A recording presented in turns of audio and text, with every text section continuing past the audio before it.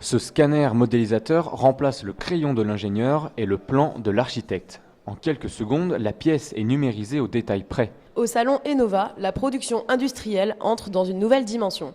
Pendant 2 jours, les 160 exposants rencontrent leurs futurs clients.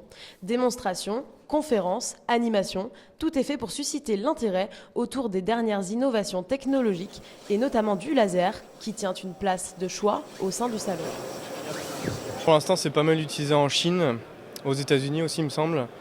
Et donc nous, on essaie de le développer un peu en Europe. Le plus puissant qu'on peut faire, je crois, c'est commander un phare de voiture. Pour l'instant, c'est déjà pas mal. C'est un process qui est breveté, donc il y a pas mal de secrets aussi dessus. Le faisceau laser, on ne le voit pas.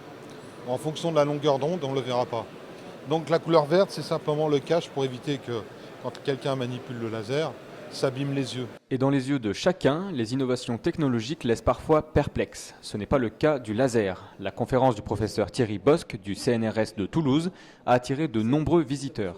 Il y expliquait les utilisations présentes et à venir du laser. Ce qui a permis de constater que, ma foi, la Lune s'éloigne de la Terre de 3 à 5 cm par an et personne ne peut expliquer pourquoi au jour d'aujourd'hui.